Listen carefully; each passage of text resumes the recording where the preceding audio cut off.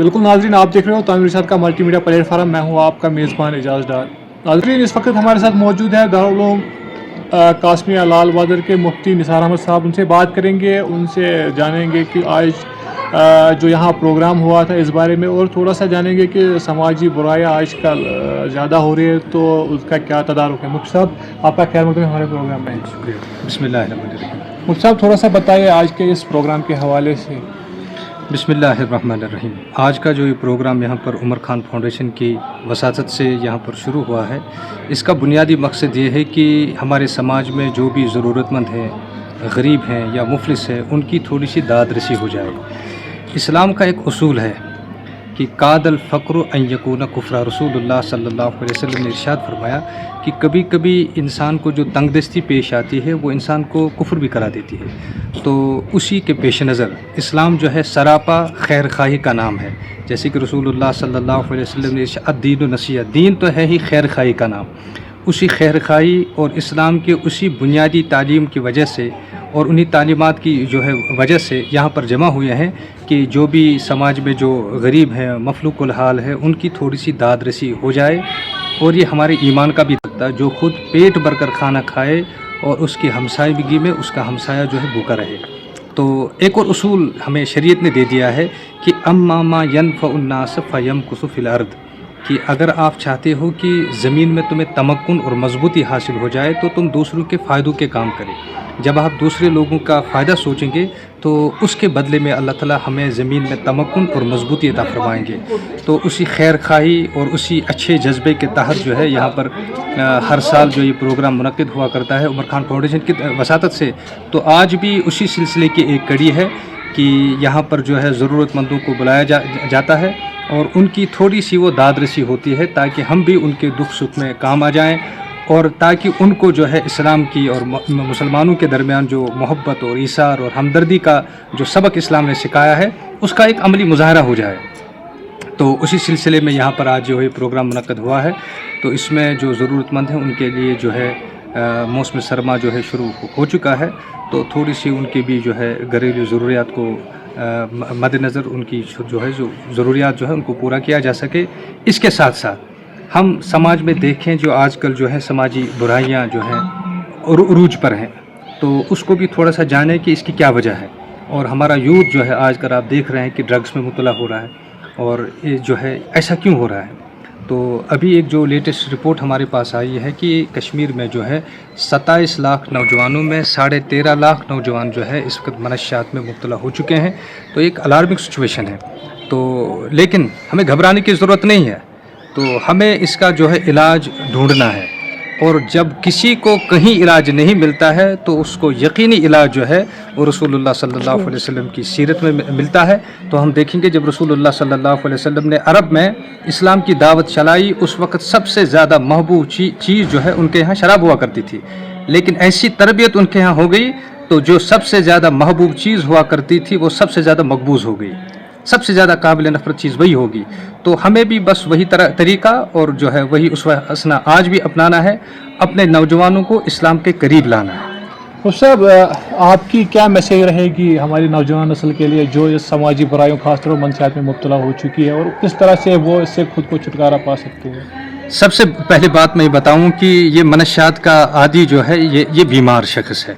तो मैं सबसे पहले अपने उन लोगों से गुजारिश करूंगा कि इनको बुरी नज़र से या कम तर नज़र से न देखें। देखो, जो बीमार हुआ करता है तो उसका तो सबसे ज़्यादा जो है उसके दिल में रहम आता है। तो हमारे नौजवान जो इस मुसीबत में, इस परेशानी में मुब्तला है, सबसे पहली बात उनको हकारत की नज़र से न देखा जाए, बल्कि उनको बीमार समझकर अपने करीब लाया जाए, और ताकि वो अपने आप को तन्हा न महसूस करें। जब वो आपके सामने आ जाएंगे तो इंशाअल्लाह एक अच्छी सोहबत पाकर वो ज़रूर जो है इससे छुटकारा हासिल करेंगे। क्यों? जब हम देखेंगे कि रसूलुल्लाह सल्लल्लाहु अलैहि वसल्लम के ज़माने में जिन्होंने सालों साल 10, 20, 30 साल तक जो है इस चीज़ को अपना महबूब बनाया था, तरबियत की वजह से वो सारी की सारी आदतें छूट गई। तो आज भी तो वही फार्मूला है। सबसे पहली चीज़ मैं बताऊँ, वालिदैन को और समाज में जो इज़्ज़त लोग हैं वो इन नौजवानों को हकारत की नज़र से न देखें, बल्कि ये सबसे ज़्यादा जो है रहम के काबिल हैं। इनको अपने करीब करें और उनको ये एहसास दिलाएं कि आप अकेले नहीं हैं, इस जंग को लड़ने में हम आपके साथ हैं। तो एक वो जो उनके अंदर जो है वो एहसासी कमतरी जो उनके अंदर वो देखें, आप देखें वो समाज से दूर रहते हैं। जंगलों में, बयाबानों में या वैरानों में अक्सर बैठते हैं। तो जब वो वहाँ से निकल कर हमारे सामने एक अच्छी सोहबत में रहेंगे तो इंशाल्लाह ये सोहबत उनको इस बुरी आदत से निकलने में माविन मददगार। दूसरी चीज़ हम देखेंगे कि ऐसा क्या है कि जिसकी वजह से ये बुराई में मुब्तला होते हैं, हम उन रूट काज की तरफ जाएंगे। तो मैंने इन नौजवानों से बात की है, तो 49% नौजवानों ने मुझसे कहा कि हमारे ड्रग्स में मुब्तला होने की वजह यह है कि जब हम स्कूल में, कॉलेज में पढ़ते थे उस ज़माने में लड़कियों के साथ हमारे अफेयर्स हुआ करते थे, फिर कुछ साल बाद ब्रेकअप हुआ करता था, तो वो गम हमारे जहन पे सवार होकर हम मनशियात की तरफ चले गए। तो अगर आजकल जो है हमारे नौजवान का निकाह और शादी वक्त पर हो जाए तो मैं आपको गारंटीड कहता हूँ कि 49% यानी निस्फ जो हमारे नौजवान इसमें मुब्तला है वो इसमें मुब्तला होने से बच जाएंगे। ये जो ताख़ीर के साथ शादियाँ हो रही हैं तो आप देखेंगे कि इससे जो है इंसान के जहन में एक इंतशारी कैफियत पैदा हो जाती है, तो वो अपने सुकून की तलाश में है, तो सुकून की तलाश में निकल कर वो इन रास्तों पे भटक जाता है। तो वालिदैन की ज़िम्मेदारी है कि बलूगत के बाद, बालिग होने के बाद जो है उनके लिए निकाह का आप इंतज़ाम करें। तो 50% नौजवानों का ये इलाज है। तो बाकी जो है कुछ मैंने देखा कि काम न होने की वजह से, यानी समाजियात की तरफ हम देखें तो उसमें मेरी ये गुजारिश है, हम देखेंगे कि ये जंग जो है हमने सबको इकट्ठे लड़नी है, तो हर किसी को अपना किरदार अता करना है। तो मैं यहाँ पर लोगों से कहता हूँ कि यहाँ जो है कुछ नौजवान मैंने देखे उनके रोज़गार के मौके उनको नहीं मिल रहे हैं, जिसकी वजह से वो डिप्रेशन का शिकार होकर इस मुसीबत में मुब्तला हो जाते हैं। तो मेरी गुजारिश है यहाँ के सरमायादार लोगों से कि वो आगे आएँ, तो शादियों पर जो हम फजूल खर्ची करते हैं उसको कम करके, या जो मकान हम देखते हैं बनाते हैं यहाँ कश्मीर में, तो कभी दूसरी मंजिल पर चढ़ने का मौका नहीं मिलता। मैं आपको हज़ारों मकान यहाँ पर दिखाएंगे, सिर्फ 2 आदमी घर में है और 4 मंजिला मकान है और वो किसी काम के नहीं है।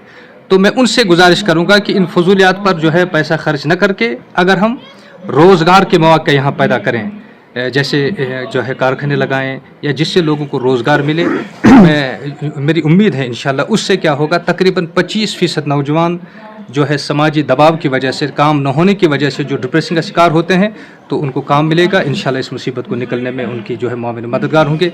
तीसरी चीज़ मैंने देखा, कुछ बच्चों से मुलाकात मेरी हो गई कि जो माँ बाप के दरमियान अनबन हुआ करती है, तो वो बच्चों के जहन पर को मुतासिर करके वो फिर ड्रग्स में मुब्तला होते हैं। तो मेरी वालिदैन से गुजारिश है कि वो एक दूसरे के साथ मोहब्बत के साथ, उख़्वत के साथ रहें और जो है सब्र का मादा और अपने अंदर जो है संजीदगी अपने आप को पैदा करें और सब्र का मादा पैदा करें और घर में एक अच्छा माहौल जो है पैदा करें, तो जिसकी वजह से बच्चे जो हैं क्या कहते हैं इस डिप्रेशन का शिकार होकर मनशियत के आदी नहीं हो जाएंगे। इसके साथ साथ एक और चीज़ मैंने देखी कि आज कमाने की दौड़ है, हर कोई चाहता है कि मैं ज़्यादा कमाऊँ। ज़्यादा कमाने की दौड़ में जब मर्द भी घर से निकले, औरतें भी घर से निकले, तो बच्चे घर में तन्हा हो जाते हैं, उनको वक्त नहीं मिलता। तो कुछ मेरे पास बच्चे ऐसे आ गए कि माँ बाप तो हमें खर्च करने के लिए सब कुछ देते हैं लेकिन वक्त नहीं देते। हम अपने आप को तन्हा महसूस करते हैं और तन्हाई की वजह से हम पे ड्रग्स के आदी बन जाते हैं। तो मेरे वालिदैन के साथ गुजारिश है, बच्चों के साथ जो है खुसूसन वक्त वो दे दिया करें। और यहाँ तो मुसीबत ये मामला है, घर को जब आ जाते हैं शाम को, हर कोई मोबाइल लेकर जो उसको 11-12 बजे तक उसी के साथ रहता है। तो बच्चों का हक़ है, बच्चों का हक़ है और ये इस्लाम की बुनियादी तालीमात है। रसूलुल्लाह सल्लल्लाहु अलैहि वसल्लम की खिदमत में 3 सहाबी आ गए, हज़रत आयशा से मालूम किया कि हुजूर के मामूलात क्या हैं। तो एक ने कहा कि हुजूर तो इतने बड़े ऊँचे मकाम के हैं, हम कहाँ वहाँ पहुँच सकते हैं, चलो मैं रात को हमेशा शब्बेदारी इख्तियार करता हूँ। एक ने कहा मैं हमेशा नमाज़ें पढ़ूँगा, एक ने कहा मैं हमेशा रोज़े रखूँगा। अब देखो इबादत का उन्होंने इरादा कर लिया। जब ये बात रसूलुल्लाह सल्लल्लाहु अलैहि वसल्लम तक पहुँची तो उन्होंने खुतबा दे दिया कि ये जो आपका ख्याल है कि मैं हमेशा रोज़ा रखूँगा, नहीं, आपकी बीवी का भी आप पर हक़ है, आपके नफ्स का भी, आपके औलाद का भी आप पर हक़ है। तो हुजूर ने फरमाया ये मेरा तरीका नहीं जो आपने इख्तियार किया, ये तो इबादत के हवाले से हुजूर ने इसको भी पसंद नहीं किया कि जो हक़ आपके खुद का है उसको दे दीजिए, जो आपकी बीवी का हक़ है उसको दे दीजिए, जो आपके बच्चों का हक़ है उसको भी दे दीजिए, यही मेरा तरीका है। यानी हर मामले में एतदाल कायम रखना, ये तालीमात नबवी है। तो घर आकर वालिदैन से मेरी गुजारिश है कि अपने बच्चों के साथ वक्त दे दें ताकि वो अपने आप को तन्हा महसूस न करें। तो इन चीज़ों पर अमल करके इंशाअल्लाह हम इस मुसीबत से जो है इंशाअल्लाह निकलेंगे और ये मुसीबत जो है काबू में आ जाएगी इंशाअल्लाह। मुफ्ती साहब, हमसे बात करने के लिए आपका बहुत बहुत शुक्रिया। शुक्रिया, जज़ाकल्लाह खैर।